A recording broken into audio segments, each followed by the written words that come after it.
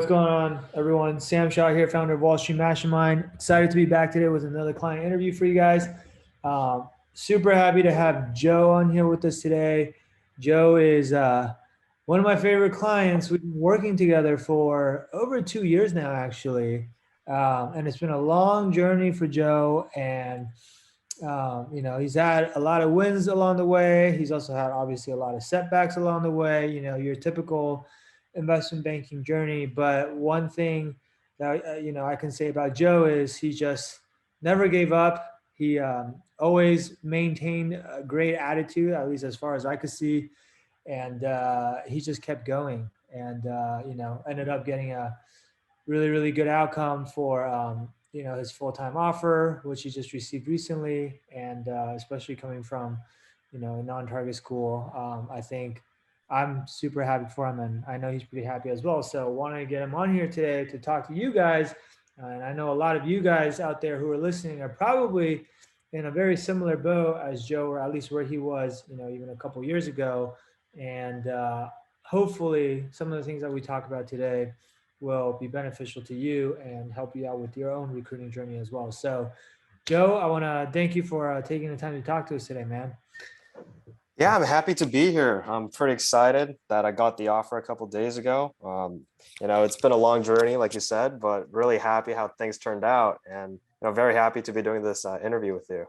Absolutely, man. So I guess to start off, I kind of teased it a little bit, but if you don't mind giving people a quick introduction of who you are, just so they can kind of get a sense for what type of candidate you are and what your profile is.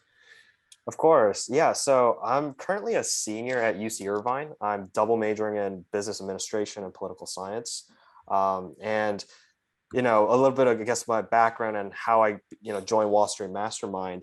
So towards the end of my sophomore year in college, I heard about investment banking for the first time. Looked up online like what investment banking was in more detail, what other services were available. But honestly, the only thing I was really doing at the time was just submitting applications and just crossing my fingers, hoping that something would work out. And it just I happened to see an ad on Facebook about Wall Street Mastermind, and I thought, this guy who's worked at Deutsche Bank, Morgan Stanley, worked in private equity, he's offering like a free call. Like, okay, I should take advantage of that. So signed up for a call, and I was shocked because I thought it was going to be like a 20-30 minute conversation. It was 2 hours. And he was just giving me a lot of information on what I could be doing, what I needed to do from this point forward, and just a lot of tips on what I could do, even if I decided not to sign up with Sam. And essentially what I kind of came to the determination was that for the first 2 years of college, I was literally only doing classes, doing a part-time job, but not really doing anything to really benefit my career. And I thought, you know what, if I don't make this jump now, I'm never going to make this jump. And I know for a fact that coming from UC Irvine, which is a non-target school for a lot of investment banks, I'm not very unlikely going to be able to be successful with this recruiting process without any professional help. So I signed up with the program about 2 years ago. And initially, like, just to give you guys even more of background on me, I had no relevant internships or club activities that were related to investment banking. So just think, a guy with a GPA at a 3.6 about the time. So it wasn't great. Like, it doesn't stand out. I had no relevant internships. Essentially, like, back then, I would be the kind of candidate where a recruiter will look at my resume for 2 seconds and then he's like, nope, not going to give a first round. Like, that was just, that was what my background was at the time. So essentially I signed up with Sam, and then pretty much my junior year, I just started reaching out to all sorts of places, like regional boutiques, like private wealth management, like you name it, anything that was somewhat related to investment banking, just trying to get some relevant internships on my resume. And luckily, about in February, so like right before COVID hit, I did get like a boutique and IB internship. It was unpaid though. And, what I kind of came to realize was it wasn't like the best experience. Like I was doing a lot of, unmeaningful tasks, but at least it was something on my resume. So with that, I got my foot in the door somewhat. I did that for a couple months and then got another offer to work at this other boutique in LA, and they actually paid me. So that was great. But essentially, because it was a paid internship, I started getting really meaningful work, stuff that I could talk about in my interviews intellectually, because I was actually involved in the deal processes. And that really helped a lot in my interviews and actually helped me land this offer that I got a few days ago. And essentially, I forgot to mention this earlier. I actually delayed graduation by a semester. And the reason being is that when I signed up with Sam, I was starting my junior year. And for those who don't know this already, by the time your junior year starts, like most of the investment banks, like the top banks out there, even the middle market banks, they have already wrapped up the recruiting processes because it just starts so early. Like it starts a year and a half in advance of when your summer internship is supposed to begin. So Sam, brought me the suggestion saying, hey, why don't you delay graduation by half a year? And then you would essentially be considered a sophomore. And now you have a chance to get into, this process, which is so competitive. So yeah, essentially what happened was, did these boutique internships, just kept applying to a bunch of places, networked a ton. I actually spoke with a total of 250 people. I actually looked it up before I hopped on this call with Sam, just to see like, Jesus, how many people did I actually speak with? Had about a little over 20 interviews and then got this offer. So, it really is a numbers game. Like you just got to talk with many people as possible. I know it's super awkward and, it's a lot of times it's a waste of time because, right, like not all of these bankers are going to go to bat for you, but you're just keeping your fingers crossed and hoping that out of every 10 or 15 people, that one person is going to push for you. And essentially that's what's going to get you that offer.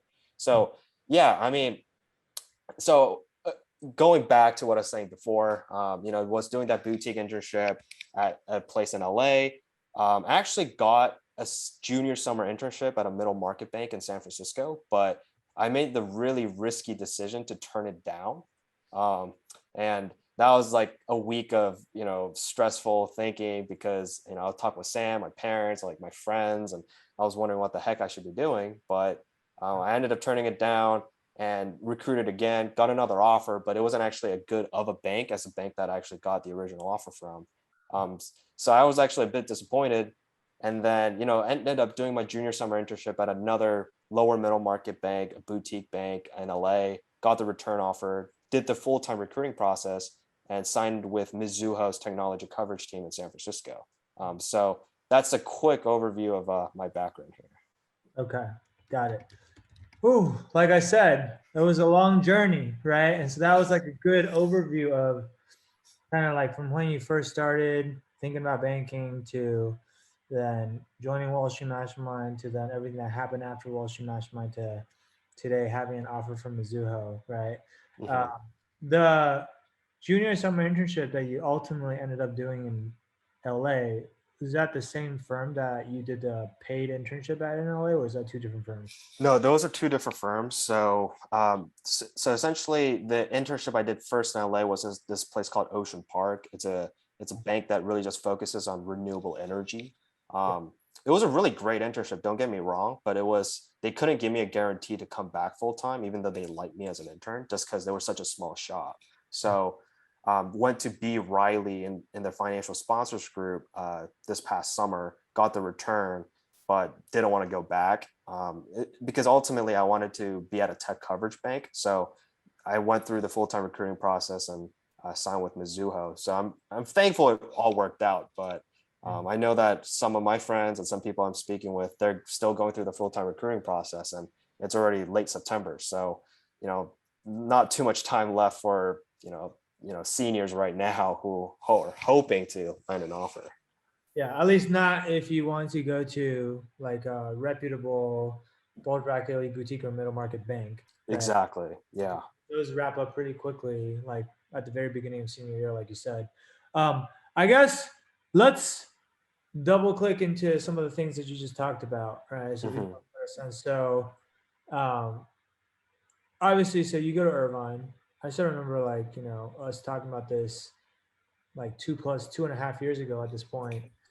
Um, I mean, Irvine is a pretty big school, but you guys don't really send many students into banking each year, if I'm not mistaken, right? Yeah, you're totally right. So when I first got interested in banking, the first thing you do is look for alumni from your school. Um, historically speaking, we send around 1 or 2 kids each year into investment banking. So like this past year, so for the class of 2021, there was one girl who got into investment. I think there were 2 girls that got into investment banking. But the year before that, for the class of 2020, there were none. Like no one got in. Wow. So I think 2019 there were 2, and then 2018 there were like 3. So it's always less than 5 people each year from UC Irvine getting into investment banking. Okay. Yeah. So you're one of the few in your class too, then I imagine. And that's obviously quite the accomplishment. But like from when you decided, like when you first learned about, banking, which Mhm. was towards the end of your sophomore year in college, to when you first joined Wall Street Mastermind, which was like beginning of September of junior year, I guess. Like for those few months in between, what were some of the things that you were doing on your own to try to, work towards this goal? Like, Mhm. were you reading interview guides? Were you networking at all? Like, did you take financial modeling courses, or like what were some of the things that you tried to do, and how is that going for you? So before joining Wall Street Mastermind, I was just reading online, like what investment banking was, what kind of prep you had to do. I didn't sign up for any financial modeling courses, but I was like looking at Wall Street Oasis, for example. Um, but ultimately, like before I joined this program, I wasn't doing any intensive studying on my own because I was just lost on what I had to do. Like what, do I have to actually even learn at first? I wasn't doing any networking at all. So I was just applying, and that was pretty much it. Okay, got it. So then, what was it that made you say, towards like the beginning of your junior year, say, hey, I'm gonna go join something like Wall Street Management, especially for someone like you, who you joined us again more than 2 years ago. That was probably at that point we were relatively new. We had maybe been around for so a little bit over a year, right? And we had a little bit of Mhm. a track record, but it wasn't the track record that we have today. Today we've worked with a lot more students, and we've grown very quickly. And like usually people are a bit wary of joining something that's maybe new or they haven't heard of before, because they don't know if it's going to work or not, right? Yeah, I mean, you raise a fair point. I mean, when I wanted to sign up with this program, the first thing my mom was saying was, "Yo, how do you know that this isn't a scam?" Right? And I just said like, "Hey, here's the deal. Like all the forms that Sam sent me, like it looks legit. Like, I talk with him. Scammers aren't going to be talking with me for 2 hours. He's going to move on to something else." Um, Not only that, but it's just the situation I was in at the time. I knew that as a junior, I was really behind the game, also coming from a non-target. I needed all the help that I could get. And I think the really unique thing about your program is that you keep working with your clients until they get the offer. And I don't think any of your competition offers that. Like, I've taken 2 years, and even if I was messaging you even just like a month ago asking you, oh, like, what should I be doing? Like, how do I answer this kind of question? You even gave me a mock interview. And the reality is, none of your competitors are doing that. It's more like you sign up for 5 sessions, you do the 5 sessions, and you're done. Like, so I think that was one thing that really impressed me was there was no time limit. I mean, that was a big highlight and a reason I decided to join. Um, and it's just knowing. I think it was your pedigree that really stood out. Like you knew what you were doing. You worked at the 2 top investment banks. You got into private equity as well. You worked at the best tech companies out there. Like you know there are people offering coaching services, but their resume just is nowhere near comparable to yours. That was the second thing that really stood out. So yeah, those were all the things that I was thinking through when I decided to sign up for Wall Street Mastermind. Right. Now you make good points. And that's assuming you even know the resume of the person that's going to be coaching you, because I know other services out there, because I have to keep tabs on, my competitive landscape, if you want to call it, right? But a lot of people don't even say who's going to be coaching you, right? Mhm. Or like maybe they're still currently working in banking and they'll just say, you're going to get coached by someone from Goldman Sachs, but you don't know their name, you can't see their face, you have no idea who you're actually going to be working with, because people are kind of like, I don't know, this is their side hustle and they're doing it in secret or whatever. So I don't know Right. how I'm going to do that, but you make a good point, which is if you are going to entrust your career with someone who's going to mentor you and basically help you make like really important decisions, then the two things that you should be thinking about or looking for are, one, like how much time is this person going to spend with you, or like how invested are they going to be in your outcome? Is this like, a very transactional thing where, hey, like every time I got to ask them more questions, or every time I have to do another call with them or whatever, I got to pay more, or they're going to nickel and dime me and say, oh, sorry, your time is up. Like that's not a good feeling, right? Hmm. And then, so that's the first thing. And then the second thing is like, how qualified are they to actually be advising me on something this important, right? And because if you have someone who's really qualified and can actually give you good advice, but not only that, they're actually going to be there for you anytime you need them to be, then you kind of have everything you could possibly need from a mentor, right? Exactly. That sounds like super simple, but like when you really draw that Venn diagram of like people who fall in both of those categories, like that middle section, you realize that it's actually very hard to find, right? Because think about like who's actually qualified to help you with this stuff. It's like, okay, someone who's actually been a banker themselves at top banks, and not only that, have like interviewed a lot of people and is just like knowledgeable about the way the recruiting process works. But then like most of those people aren't in the they're not in their job is not to like help students get jobs, right? They're usually like, Exact. It's like a side job. Yeah. if at all, right? Like I Hmm. mean, most bankers don't need side jobs, and most bankers are too busy to have a side job. Most bankers, like at least the good ones, they're in banking or in PE or whatever. They go to the buy side, right? I haven't seen many people like leave the industry to do what I'm doing. And so Right. like when you actually draw the Venn diagram, it's like, oh, okay, like where can I actually go to find someone like this? Like it's actually easier said than done, I think. Right.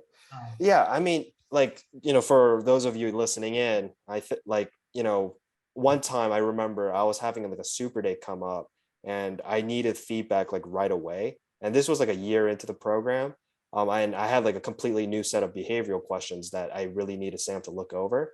I sent it over to Sam and it was on a weekend, by the way. And like I sent it at night. And then when I woke up the next morning, he already got me the feedback. Like I just don't think there's any other program out there that gives feedback on such a short notice when it's like there's a deadline and I really need that feedback back as soon as possible because I have an interview coming up.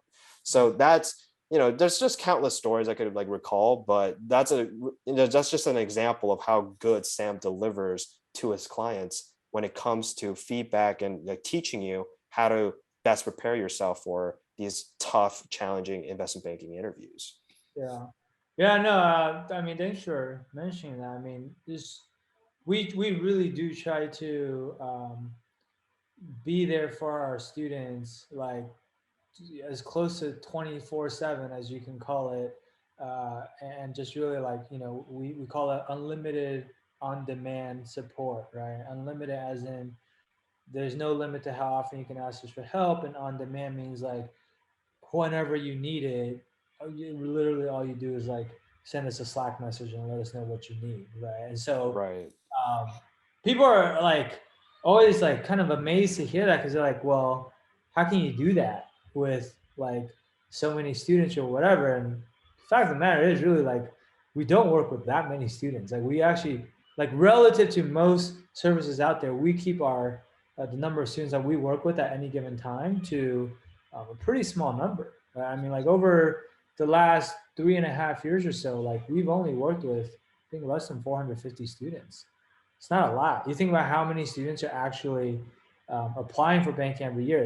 There's like tens of thousands of applicants, right? So Mhm. there's only a very small percentage of those candidates that we're actually working with. So that's the first thing. But the second thing too is just like we have an entire team. It's not even just me. It used to be just me, but it's not just me anymore. Where we have other coaches that help out, and it's really a team effort where we have different people contributing and helping you out in different ways, so that you have our entire team support behind you, as opposed to just like, oh, Sam, the one man show doing everything, right? Right. Um, and so I think like that's cool that you brought that up. I guess like just to give people an idea though, like because people always ask this, right? It's like, okay, so like what else did you do inside of Wall Street Mastermind, which once you joined, and what was the difference in your opinion versus if you had just gone out and done everything on your own? Because like a lot of our critics, like one of the most popular arguments that they'll make is like, oh, you guys can just like, you should be able to do all this on your own. You don't need something like Wall Street Mastermind, right? Or some people even go as far as saying like, oh, Wall Street Mastermind is a scam because everything is already on Google. Like, what could they possibly tell you that's not already on Google or YouTube or things you can just find on your own? Like, having been through the program yourself for the last 2+ years, like, what would you say about that? Like, because Mhm. could you have gotten everything you needed from just Google and YouTube or whatever other resources out there, or like what is the difference exactly? For me, the biggest difference was just knowing, just having a structure of what to go through and learning the necessary information to be successful in this process. Because yes, there's a ton of information out on Google, but like, how do you know that's the correct information? Like, like you go on Wall Street Oasis, everyone's anonymous. Like everyone's just posting stuff because they know they can't be held liable for all their comments. I mean, so it's just knowing what's the right information, what's the wrong information. Like how you just don't have the time to filter out and determine what's true and what's not true. So that's one. Second thing is just going through like you know, the training programs that you offer within Wall Street Mastermind as for all your clients, just learning all your technicals, knowing how to answer behavioral questions in the shortest and most efficient way possible.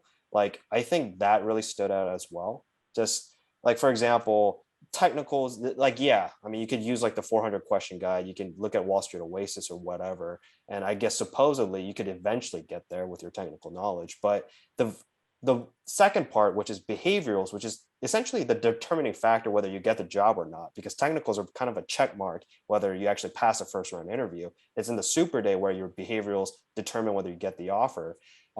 Like, I need someone's feedback to see whether my answers to these potential questions are going to be right. Mm-hmm. Like, I had no idea what kind of structure I had to be using to answer, tough behavioral questions. Like, what kind of stories should I be using? Like, which stories are bad, which stories are good? Like, I needed someone to actually tell me, like, this is the way you got to do it. So just getting that advice like straight away, not knowing what works and what doesn't work, and just kind of finding that out through trial and error.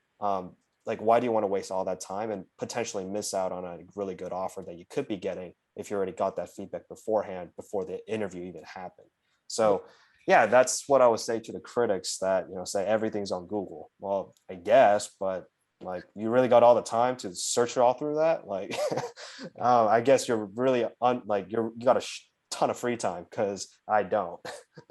I mean, look, I always laugh when I see that because, you know, is everything on Google? Maybe I would say no, but even if you did believe that to be true, like everything you could possibly know is already on Google, okay, but like everyone has access to Google. So like, should based on that logic, shouldn't everyone just be working in investment banking already? Like it can't be that easy, right? Like Mhm.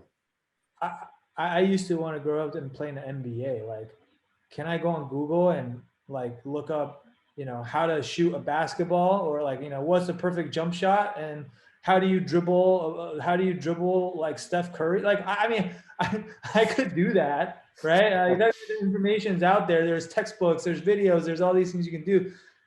Does that mean just by doing that, I'm then going to, make it into the NBA? Like, not necessarily, right? In fact, most likely not, right?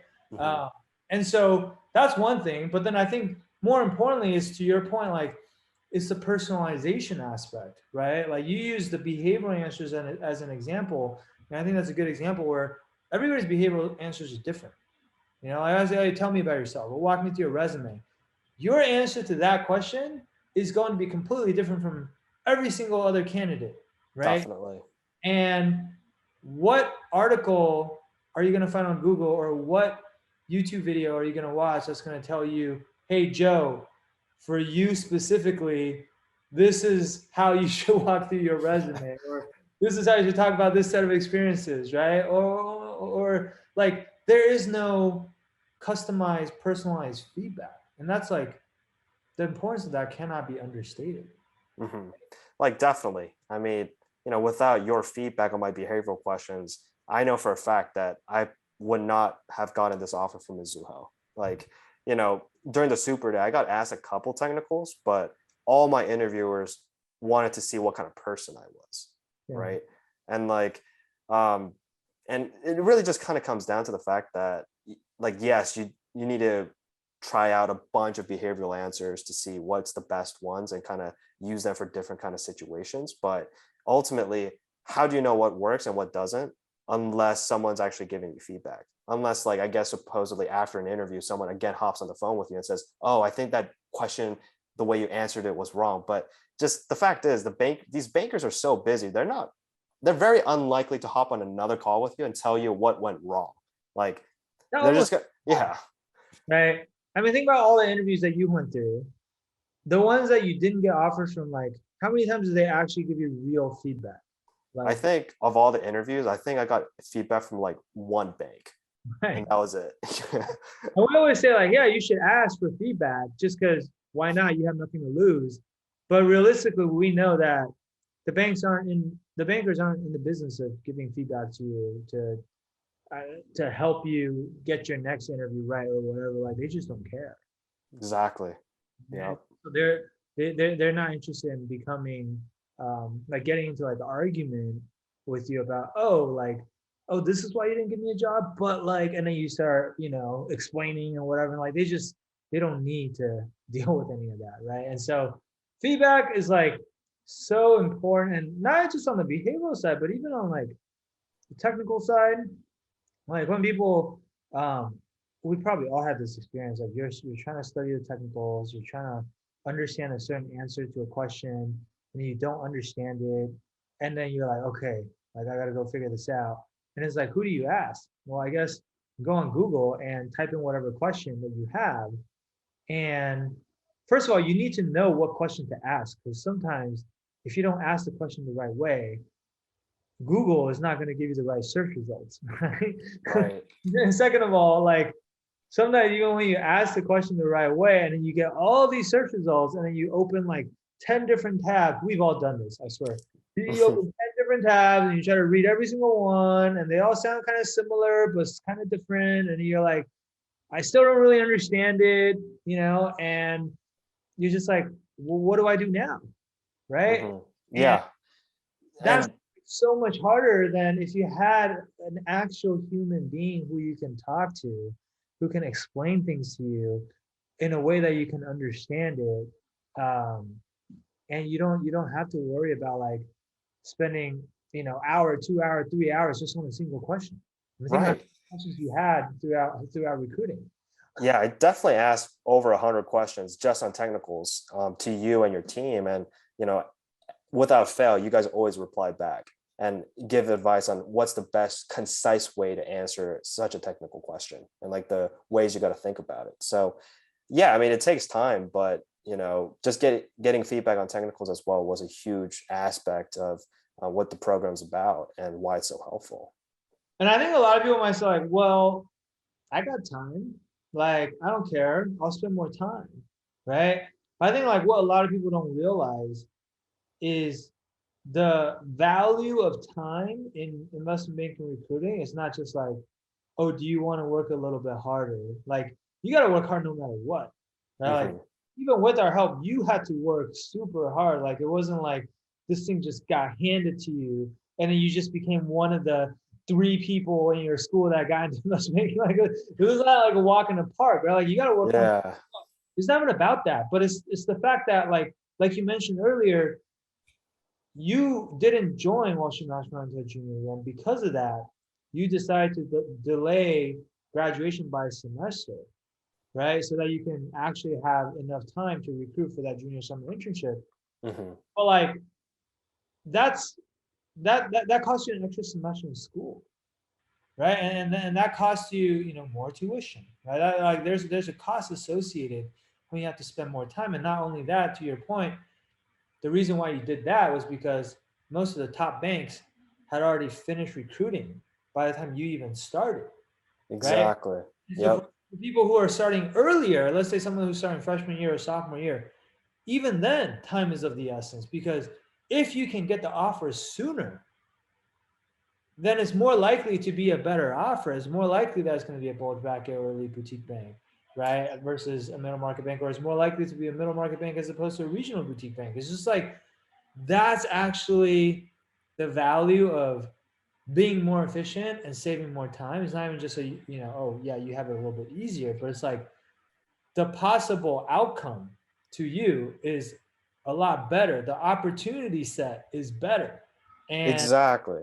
and by you ending up at a better bank for your first job out of school or for your junior summer internship, that then affects the rest of your career trajectory. Like I'm talking like, the slope of your trajectory, like maybe it would have been this, now you got to a better bank and now the slope looks like this. And like, the gap doesn't seem that big in the beginning, but 5 years later is a little bit bigger. 10 years later is a little bit bigger. And then 20 years later, it's like, I can tell you right now, in my mid 30s, I've been graduated for almost 15 years. Over time, I've just seen me and my friends, like people start to separate themselves over time. Hmm. And it used to all feel like, oh yeah, we're kind of the same. Like, oh, we're kind of similar. Oh, we go to the same school. We're in the same clubs. We have similar grades. Right? Like this, we're on the same level, so to speak. Right? Yeah. But then, like over time, you start to see people really separate, like into different kind of tiers from like a career success standpoint. And Hmm. this is why. Right? Yeah. And, you know, I started working with you junior year, but, in hindsight, when I think if I knew about your program maybe a year earlier, could I have gotten a better offer, like maybe a better bank than Missoula? Probably yes. Just because if I had more time, I had more time to develop my resume, get more better internships, and then ultimately get even a better full-time offer. But, I really do think time is money. And it's just that if you have more time, the better the offer is probably going to be. Yeah. Like I'm happy with my offer, don't get me wrong, but like, yeah, if I started a year earlier, I probably could have ended up at a bigger bank. Yeah, and the one thing we can't do is turn back time. Right? Yeah, exactly. Like, people are always like so scared to spend some money or invest in themselves. Um, Money replenishes itself, especially if like you're gonna be an investment banker eventually. Like you're gonna make a lot of money. Money Hmm. is not going to be the most scarce resource for you. Maybe it feels like it right now, but like the future version of yourself, if you really think about who you're trying to become, like are you going to care about this little bit of money when you're an investment banker? Probably not, right? But are you going to care how good of a bank you ended up in? Yeah, probably, because that actually affects you permanently, right, for Mm, many years to come. yep. So it's just like we're always making trade-offs in life in terms of like, hey, here are the resources that I have at my disposal. Like if we treat life as like this video game, which I kind of sometimes think of it that way, it's like there are levels that you are trying to beat and like advance to the next level. And you only have, there's constraints, right? Around like how much resources you have at your disposal. Like, I don't know, if you play like StarCraft, you need to, you need to mine the whatever you call it, right? Like Yeah. the source, so you can go out and build your weapons and this and that. It's just like you have a limited, your resources are your time and your money, and you're trying to like figure out how to leverage those two things to get the best outcome possible. That's what we're all trying to do, is just like make the best life for ourselves. Just like, how do you get there, right? Yeah. I mean, like the way I always thought about this investment into Wall Street Mastermind, it really paid off because I know that without it, I wouldn't have gotten this offer. Probably wouldn't even have gotten a regional boutique offer, in all honesty, just because I had no idea what the necessary steps were. I mean, especially for those of you out there who are maybe non-target students, like UC Irvine, maybe UC Davis, UC San Diego. Um, the reality is that we don't really have that many alumni out there who are going to be vouching for you. So you got to be reaching out to people who have no connection to you whatsoever. Try to convince them that you're good enough of a candidate and that they like you enough so that they will push for you to get that offer. So yeah, you just really want to stack the odds in your favor as much as possible. And the way you do that is finding someone who's going to mentor you and coach you until you get a successful outcome. Yeah, yeah, for sure. Um, I mean, I think the alumni thing is one thing because I'm sure you had to deal with that obstacle all the time because Yeah. you said you spoke to what was it 250 bankers, right? Yep. Out of 250, uh, probably less than 10%, way less, probably less than 5% of those came from UC Irvine, is my guess, Yeah, right? I only spoke with like 5 or 6 alumni, and then all the rest were from schools all across the country. So yeah, And people always ask, like, oh, what do I do if I don't have any alumni from my school? Like, how do I network? Because people aren't going to talk to me. Well, what you do is you got to learn how to talk to people who aren't from your school, right? yeah, and essentially, you provided a guide and a way to have these cold calls, how to cold email, and literally, I just use your template. I use your questions that I should be asking to these bankers.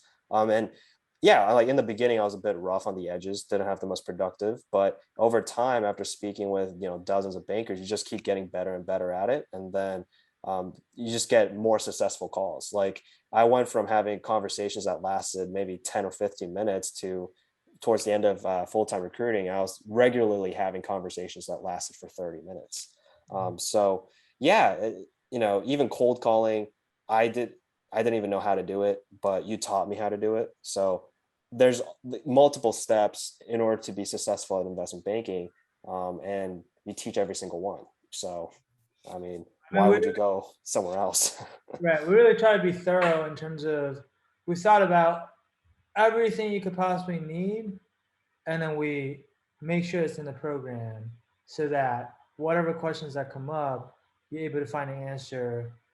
You have like a go-to place. It's all in one place, and you can find the answers that you need, right? And go. The other Yep. thing, the other thing that we do is because we work with so many students.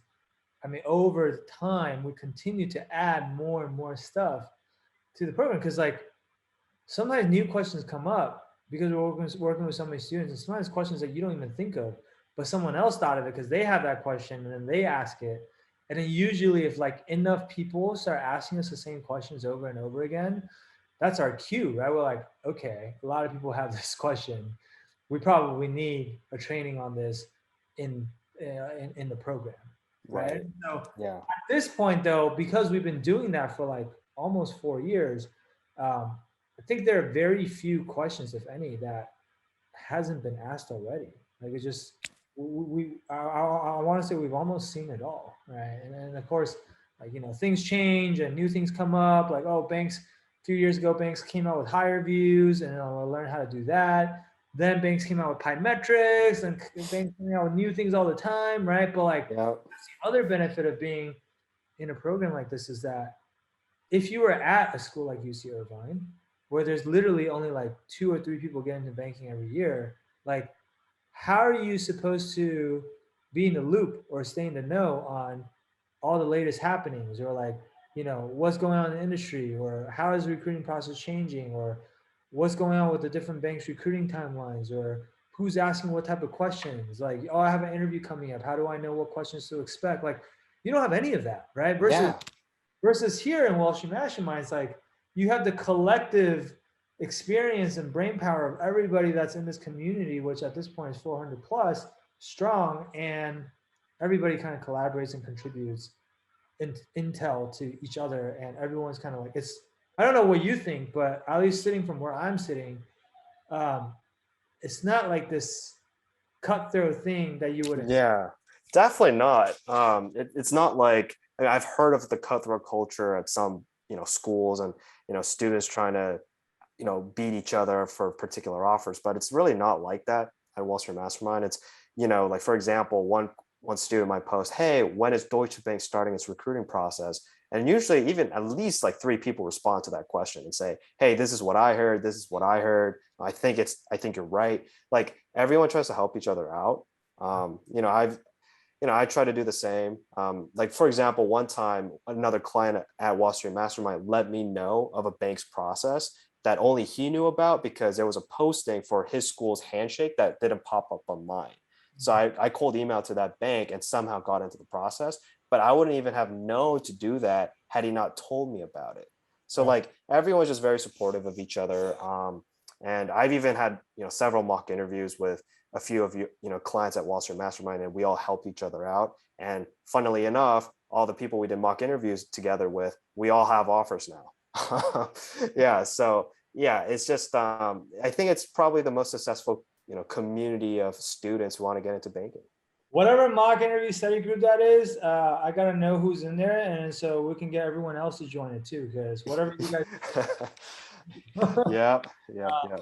no, that's awesome though, and that's the other thing is that, like, how many times have you said, "Oh, like, I have an interview with this firm," and like, "Hey, has anyone else in Wall Street Mastermind had an interview with that firm, or maybe even gotten offers from that firm, or maybe even alumni that are currently working at that firm that you can then reach out to and talk to them because you guys were both in Wall Street Mastermind." It's almost like you have that bond, and they're happy to help you out, right? Yeah, like, when I got the offer from Mizuho, like, I knew that a few of the clients at Wall Street Mastermind had worked at Mizuho previously, so I reached out to them. I mean, we texted a couple times, and I just asked of their opinion, what their opinions were about the bank, and they had very positive views and gave me like the pros and cons as well. So, stuff like that. Even like, if I reached out to another client, everyone responds back.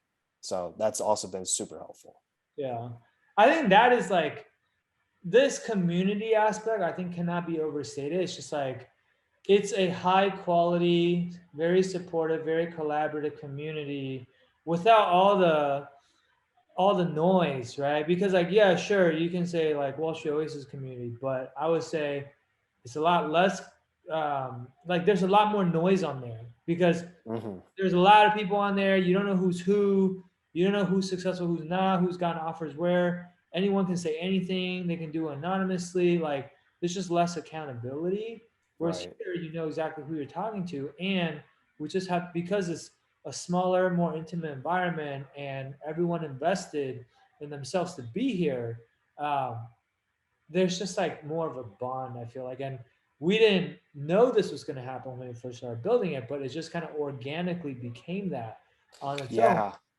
where like it kind of feels like a family, and people are happy for each other when other people get offers, and people are willing to help each other out. And I think that's like especially huge if you are from a non-target school like you are, where you don't have that environment at school, you don't have that support system Exactly. to go to, and this is that support system for you. It's just not coming Hmm. from school, right? Yeah, it's like, I don't even ask these questions, but the people I develop good relationships with, they just message me like once a week when I was going through the full-time recruiting process saying, "Hey man, I just saw this posting. I know like you don't have on-campus recruiting, so I just wanted to let you know this firm, this particular group is looking for full-time analysts."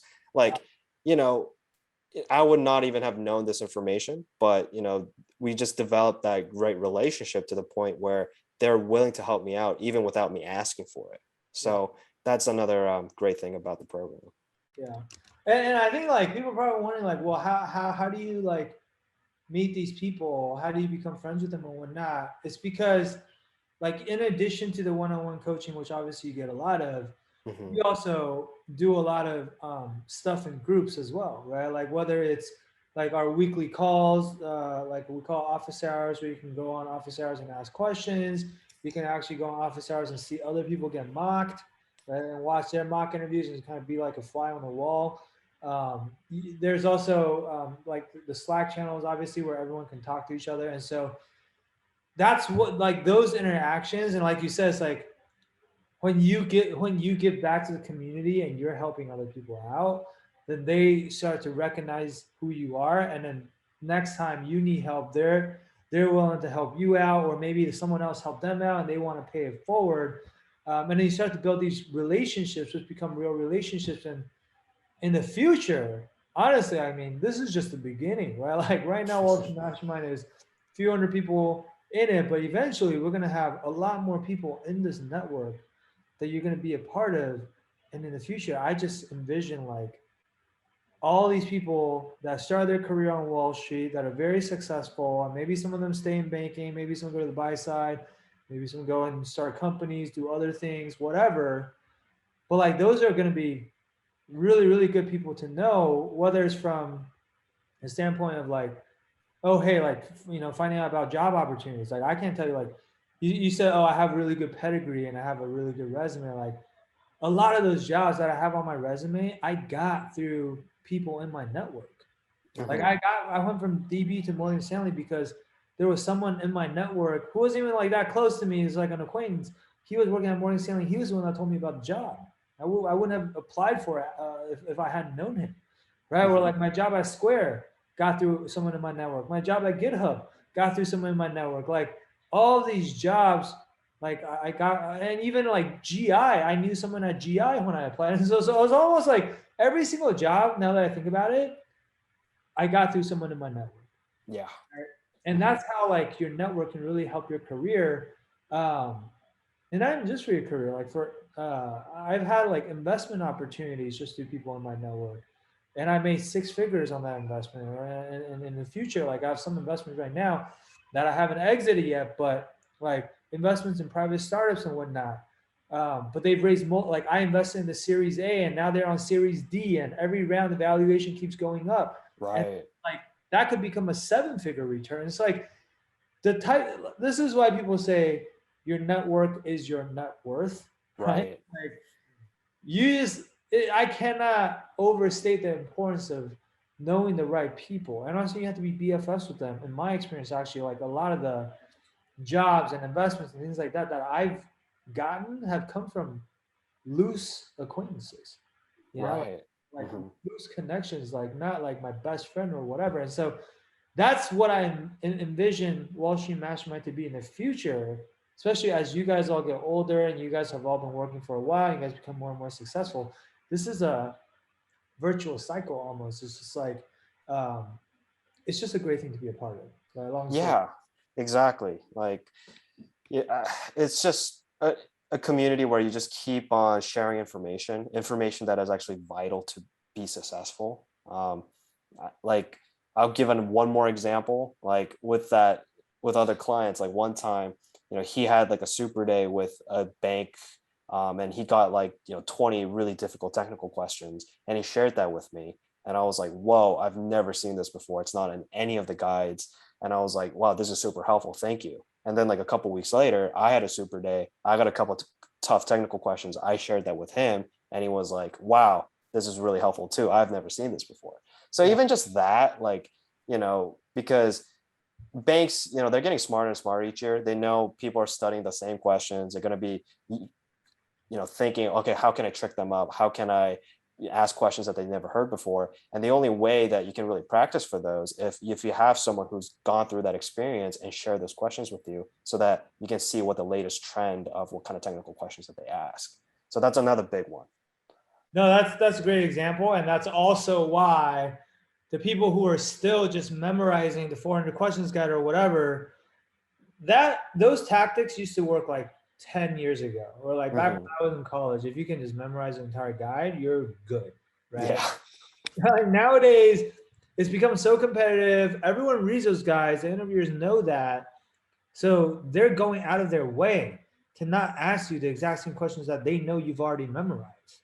Hmm. Right? Yeah. I mean, I got a question from Mizuho Super Day technical, and it was a question I've never heard before, but because I had known the basics down, I could answer it correctly. Like that's just another thing.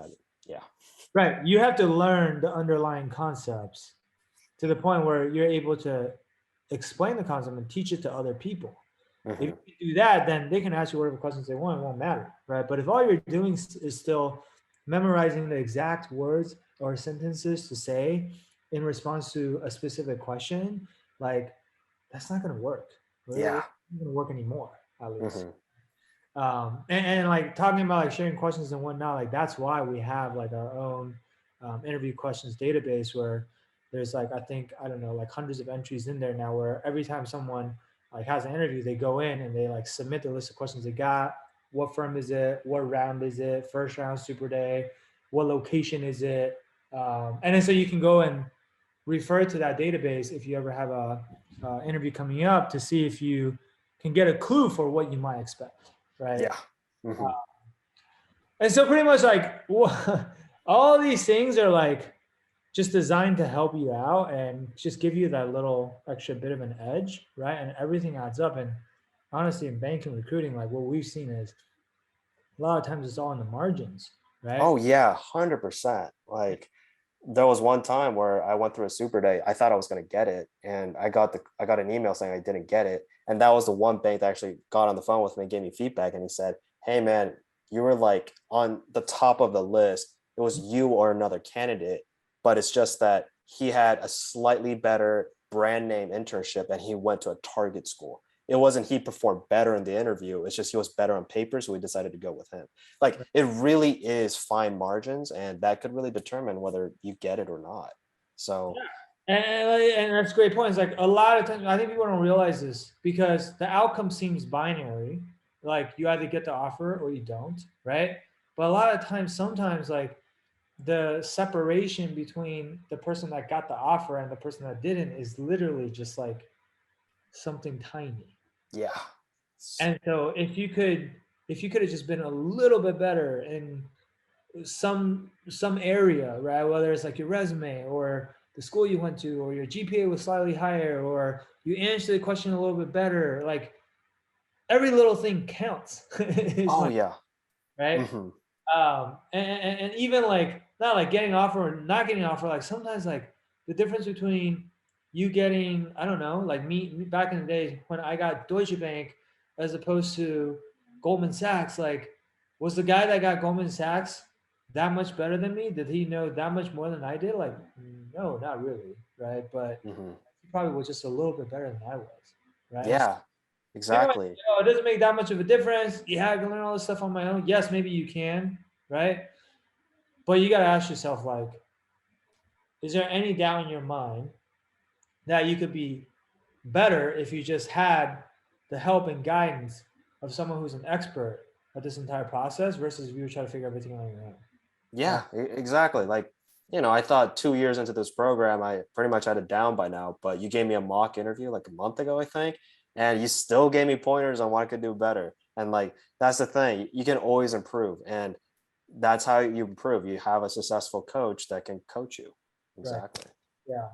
That's a great point. So I guess let's wrap up with this. Like, what is one piece of advice that I mean, I feel like we've been giving people a lot already, but what's one piece of advice, maybe something that someone gave you along the way over the last 2+ years as you've been recruiting that just really helped you tremendously, made your life easier, or I don't know, saved you a lot of time, or once you heard this thing, it clicked and you started seeing way better results. Like, do you have anything like that that you want to share with our listeners who maybe they're in similar shoes as you. Maybe they go to a non-target school. Maybe they don't have any alumni that can help them out. What would you say to those people? I think for me, the number one thing that just got me through it was just not giving up. Like, you know, I was definitely not the kind of person where I got the offer from my very first interview and I just signed and I was like, hey, I'm done after 2 months. Like, I was not that kind of student. Um, I had to do the hard way and I eventually got there. But the only thing that kept me pushing through was just knowing if I could just get one offer from a good bank, then like that's where my career is going to start and how good it's going to be for the, what I want to do in the future. Because how you start your career in your 20s essentially really determines what you're going to be doing for the rest of your life. Like It really does. And people don't realize that. They're like, oh, I'll just graduate and do something. I'm sure it'll work out. Like, no, you got to start early, buddy. Like, so that's the one advice that I really would like to give to students is that, yeah, you're going to have setbacks. Everyone does. It's just how mentally are you prepared to keep on going despite the setbacks you're going to have? Because I've had multiple setbacks. I've been super disappointed. Like I went to a couple super days, thought I snagged the offer and I didn't get it, and I was like, crap, like what do I do from now? I think all the opportunities are gone, but I didn't give up. I just kept on looking for the next best thing. So that's the advice I would offer to other students out there who are looking to get into investment banking. Like, yeah, you might not be successful at first, but it's all about where you end up. And it's really just about that one offer, one person or one bank that's willing to give you that opportunity. You can't quit. You can't quit, right? I mean, I had this very similar experience when I recruited, right? And for those who know my story, like I got into Bear Stearns, and that was like after a bunch of rejections from my summer internship. But I got into Bear Stearns. Then of course Bear Stearns, like that was summer 2007 when their two hedge funds collapsed, and I had like no offer to go back. I had to re-recruit, and I got rejected by like over 20 different banks before I finally got my offer at DB. Um, and it's just like you said, like you just need one offer, just need one firm to give you a chance. And then from there, like once you get your foot in the door, like then there's a lot more that you can do, right? Like I lateral to Mhm. family, I later exited the buy side, so on and so forth. But you gotta at least get in. And it's not supposed to be easy. Think about it, like if it was easy, then everyone would already be doing it. If everyone was already doing it, then it wouldn't be special, right? So Yeah. if you want to be special, then you got to be willing to like do things that other people aren't willing to do. And most people, quite frankly, just aren't willing to work that hard. And most people, quite frankly, aren't willing to take that much rejection. I know a lot of people that would have quit way before, I quit. Right? I mean, I never quit, but like I said, I got rejected by over 20 different banks. Like a lot of people after the fifth rejection or 10th rejection or 15th rejection would have been like, all right, this is not meant to be. I'm Yeah. out for I this. mean, I had family members say, even quite recently, up to like 6 months ago, saying maybe investment banking isn't for you. Like you've had so many interviews and you didn't get that offer you wanted. Like, why don't you just try something new? And it's really just what you said, you can't give up. You just got to keep on going. And that's essentially what's going to keep on pushing you. Because at the end of the road, if you get that offer, you finally accomplished it. And it's like the best feeling in the world. Like I got the call 50 minutes after my super day and he said I got it. I was like, hell yeah. I mean, you're 3 feet away from gold. Right? A lot of times you're 3 feet away from gold, and you're digging, and then you're like, it's right there, and you can't see it, and then you turn around, walk back, and it's like you're you just have to go one more step. Right? A Mhm. lot of times you're just on the cusp, but when you're on the cusp, you don't know that you're on the cusp, Yeah. right? And so obviously that's not to say like, hey, if what you're doing right now isn't working, just keep doing exactly what you've been doing and then eventually all work out. It's like, no, you got to figure out like, how do you get better? You got Mhm. to continue to get feedback. You got to continue to improve on the things that you can improve on. Like you said, even 2+ years into the program, you were still doing mock interviews with us. You were still asking us questions. You were still looking for even ways to further optimize all the things that you've already been optimizing for the last 2+ years. And eventually that's that's how it all worked out for you. Yeah. Like, a long process, but, never gave up, kept asking for feedback, kept trying to find ways to better myself, be a better applicant, be a better, candidate, um, essentially any kind of tips so that I could stand out because, essentially you're also competing against very qualified candidates because once you get to the super day, everyone's pretty much good in technicals. It's all about the other aspects, right? You got to make them like you. Right. Right. Yeah. And I think like, look, guys, for those of you who are listening, if I really sum up like kind of the advice that were my takeaways from this conversation, um, especially if you're coming from like a, I guess, non-target school or kind of like a disadvantaged background as an applicant, like the two things, a lot of times the two things that you need to succeed are one, buy yourself more time, right? And you can do that different ways. Like, sure, delaying graduation is one way, but the other way is like get the help you need to become more efficient so you can get more done in the same amount of time. And that's the equivalent of you buying more time, Yeah. right? Buy yourself more time, extend your runway. And as long as your runway is long enough, and then the second thing is you don't give up, then you have enough runway to keep failing and keep falling. But every time you fall, since you're falling forward, you're getting a little bit better than you were before. You're getting a little bit better than the last time, and you learn from those mistakes. You learn from those rejections, and you improve. Then the combination of those two things means that eventually you will outlast your competition and you will get to the end result that you want, right?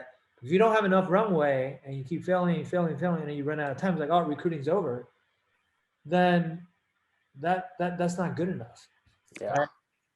And so a lot of times, like that's how you win. You gotta be persistent. You can't quit. You can't give up, and then you gotta have the help that you need to do things the right way, to cut out the trial and error, to just be more efficient in your competition. If you can do that, then I think you can have a very successful outcome regardless of what school you come from.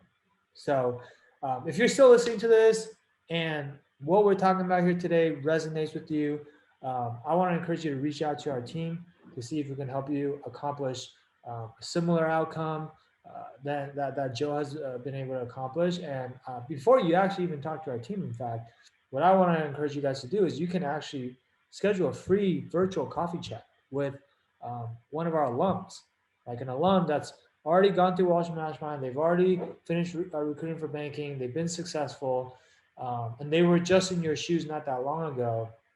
You can ask them whatever you want, just like any other networking call. You ask for recruiting advice. You ask about the career. You can ask how they were able to do what they did. You can ask about Wall Street Mastermind if you want, or you don't have to. But regardless, it's just like a free networking opportunity. And then, like, once you've had that conversation, if you feel like you still want to talk to our team and you're interested in potentially working with us, then we'll be happy to set you up for that conversation and have you talk to our team. But if you don't, then that's okay too. And at a minimum, you just walk away with some free recruiting advice, and no harm, no foul, right? You can go and try to implement that on your own or do whatever it is that you want to do. So if that sounds like it would be beneficial for you, I want to invite you to book this free virtual coffee chat with us by going to www.wallstreetmastermind.com/apply. The street's abbreviated to ST, so it's www.wallstmastermind.com/apply. And we'll get you on the calendar with one of our alums, and we can take it from there. All right. So with that said, Joe, I want to thank you for taking the time to talk to us today. I know we went a little bit over time, but there's just so much good stuff in here that we had to talk about. And and again, it's been truly, I mean this, it's been a pleasure working with you, and just going through this journey with you, and seeing all the growth that you've experienced, both professionally and personally, and just like you're just one of the nicest guys that I've ever worked with. And I'm super happy to see you get the success that you have today. And so congrats again, and can't wait to see what else is in store for you going forward. And if there's anything else that you need our help with, like, just don't be a stranger. Yeah, thank you so much for all your help, Sam. I mean, it's been great, and yeah, it's a pleasure to be, doing this, and hopefully for others listening in, this can convince you to, get Sam's help, because it will be the difference maker. Yeah, thanks. I appreciate that. So, guys, that'll be it for today. We'll be back with more of these for you in the near future. Thank you guys for tuning in, and we'll talk to you soon. All right. Bye.